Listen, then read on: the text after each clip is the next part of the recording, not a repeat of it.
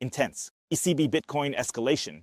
And I told you every central bank, every leadership position, every major company, every relevant central bank needs to take a stance on Bitcoin right now. And now we see Christine Lagarde being asked about Bitcoin at the press conference. How she feels about Bitcoin, and she definitely didn't pass the intelligence test. Christine Lagarde confirms that she can confidently say that Bitcoin has no place in the ECB's reserves. Other central banks, like the one in the Czech Republic, are gearing up for Bitcoin. Maybe when you watch the video, has the Czech National Bank already bought Bitcoin? But Christine Lagarde is just pulling out the standard arguments here. Bitcoin is for money laundering. In the end, it's just not liquid enough. It's not safe enough and all that kind of stuff. And now you really see the difference between the intelligent people, between the intelligent central banks and the central banks. They're going to miss out on the biggest innovation, maybe in human history, at least on a monetary level. And Europe is definitely not going to be in the game. The EU is going to miss out. Christine Lagarde is going to be missed. The ECB is going to miss out.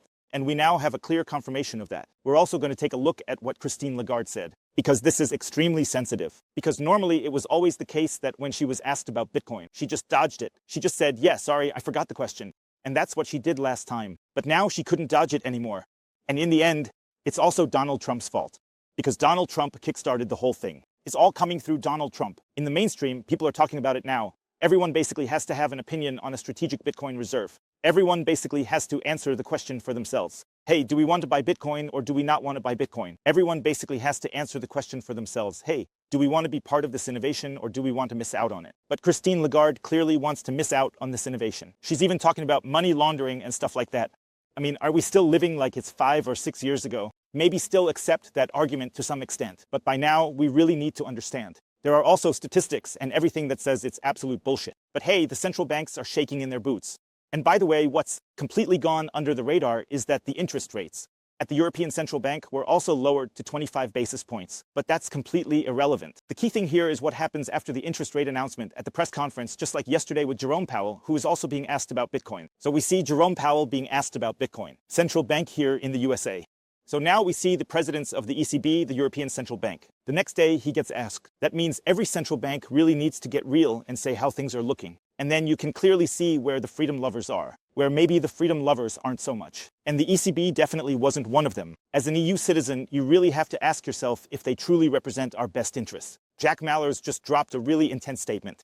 He said the sovereignty and, of course, the economic power, the financial stability of the USA. It depends whether they're setting up a strategic Bitcoin reserve. And it's exactly the same in the EU in Germany. Future prosperity depends on it. If they're going to keep relying on slave money. I mean, the EU wants to roll out a digital euro. Whether they're really going for a digital euro or if they're going to bet on Bitcoin.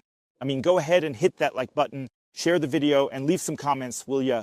That can't be right. That people here in the EU are missing the boat and betting on a digital euro. When there's also Bitcoin here. I mean, we have a completely global, decentralized technology. And Christine Lagarde preferred to go with a CBDC with forced money on enslaving money. By betting on Bitcoin, the biggest money technology, the biggest money revolution of all time. But hey, check this out. Live, let's see what Christine Lagarde has to say. This matter that you referred to and whether reserves of central bank should or could include Bitcoins, I think there is a view around the table of the Governing Council and most likely the General Council as well, that reserves have to be liquid, that reserves have to be secure, that they have to be safe, that they should not be plagued by the suspicion of money laundering or other criminal activities. And as a result, I'm confident that reserves will not enter, that Bitcoins will not enter the reserves of any of the central banks of the General Council. I had a good conversation with my colleague from the Czech Republic, and I leave it to him to make whatever announcement he wants to make, but I'm confident that he's convinced, as we all are, of the necessity to have liquid, secure, and safe reserves. So she's talking about the conditions that a reserve needs to have here. Here's a currency reserve, for example, at the ECB or something like that, what the conditions need to be. So she's saying here it has to be liquid. So it has to be liquid and it needs to be tradable, and so on. And that's obviously the point. She already has that point here. Government bonds are, of course, much more liquid than Bitcoin. But hey, Bitcoin is actually liquid enough by now. You can easily buy a few $100 million in Bitcoin a day. You can also buy $1 billion in Bitcoin. That's not a problem at all. Bitcoin now has sufficient liquidity, and this is something that Lagarde does not understand. Bitcoin is liquid 24/7. How often can you trade a government bond? Somehow only from Monday to Friday. And then there are also some stock market stops where the market is sometimes closed or whatever, So you can't always trade government bonds. You can't always trade stocks. You can always trade Bitcoin. So, of course, in terms of volume, it's not that liquid, but in terms of flexibility, in terms of time, it's definitely way more flexible, way more liquid. And now here comes the kicker. She says here, it has to be secure and safe. And now the real question is, isn't Bitcoin secure and safe here? Bitcoin's safest network, fewer outages than banks that we even have. Bitcoin has fewer outages than any central banks. We've seen it happen time and again. That's kind of the case with FatWire or Swift systems or something like that. There have always been some outages or something like that. In the very, very beginning, there were some really brief outages with Bitcoin for just a few hours. But that was at the beginning. Since then, Bitcoin has had 100% uptime. Overall, Bitcoin has an uptime of 99.9999 something percent. And now here comes Christine Lagarde saying that her centralist system relies on central actors, that this isn't secure and safe. Plus, we have to trust in some government bonds, like Christine Lagarde, who wasn't even elected here. I'm going to say that again, because otherwise the comments will start rolling in again. Hey Mark, Christine Lagarde isn't elected, is a convicted criminal. Yeah, that's something you always have to emphasize, because I know otherwise people will always come in and write in the comments, hey Mark, you forgot to say what kind of person this is. So you guys need to take that in. Or just drop me a comment down below, please. Who among you voted for Christine Lagarde? Who among you voted for Christine Lagarde? And who thinks it's good? What are they doing? Who thinks it's good? Who supports that? And then I wonder, what are they even doing? So they should actually be supporting our best interests. But what are they doing? They're throwing out some fat arguments here. I mean, at least now the two. The top fat cats over at the ECB are basically no longer in their positions. I think the citizen Sharfish has resigned, who always threw out all that ECB fat paper. But they have to represent us. In the end, they have to do what's best. What's here for the country, for the EU, so not just for the country. For all the countries in the EU, what's basically best for the citizens and so on. But here we have people who aren't even elected. Folks, they're not acting in our interest. People, they're not up to date. People, they don't understand the biggest innovation of all time. People, they're still somehow alive. In their ivory tower, people who live in a cave. Okay, I'm living in a cave myself now. But they're living here in a monetary cave. So that's what I mean by cave. They're basically still living in the Stone Age here. They're still dealing with fiat money here while we have Bitcoin right here. The best value proposition of all time. We can also clearly establish that statistically, that Bitcoin is way, way better than fiat money and so on. Here, systematic theft is basically being legitimized. How the purchasing power of the population is basically being systematically stripped away. And then they come here with stuff like, yeah, that can also be a currency reserve. It also shouldn't be used for criminal purposes. It shouldn't be used for money laundering either. And here, Bitcoin is basically being accused of money laundering and criminal activity. And we really need to ask ourselves, where are the real criminals here? I don't want to say that the ECB is now criminal, but you really have to ask yourself, which is the more criminal bunch here? Is Bitcoin the criminal bunch here? Or is the ECB the criminal one? Like I said, I'm not saying the ECB is criminal. I'm just putting the question out there. Feel free to write your answer below. Which do you think has more criminal power here? Bitcoin, or some central banks that can just manipulate interest rates at will? I mean, just think about it for a second. There's a central bank now. She meets up with 5 brothers or something, talks to them, then they have some models, maybe they even call up God or something. And then they say, yo guys, we figured it out. We now know what's best for the entire economic area in the EU. We're lowering the interest rates by 25 basis points. Because we know what the market interest rate should be. We're smarter than the free market. We're connected with God.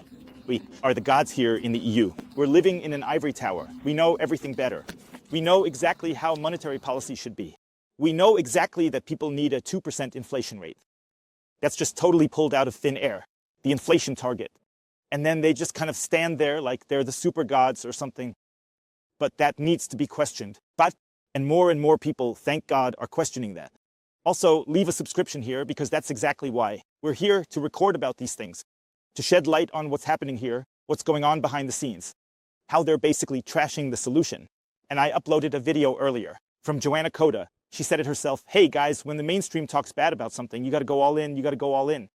And when the mainstream talks positively about something, you got to keep your distance. When people say, hey, come here, I'll give you a bratwurst, Then I'll stick something in your veins, I'll give you a shot, come to me, come to me. I'll forgive you all bratwursts and so on. You get everything for free, and if you do that, you'll even get some goodies and stuff. So when you see something like that, you really have to, let's say, at least the alarm bells should be ringing or blinking or going off, or something like that. I'm not saying you shouldn't do it, or something like that, but you at least have to question the whole thing. And on the other hand, when you say, no, Bitcoin is highly speculative, Bitcoin is highly volatile, not liquid, not safe, just for criminal people. When something like this happens in the media from the big institutions, which of course are also funded by taxpayer money and so on, when something like that happens, you really got to go all in.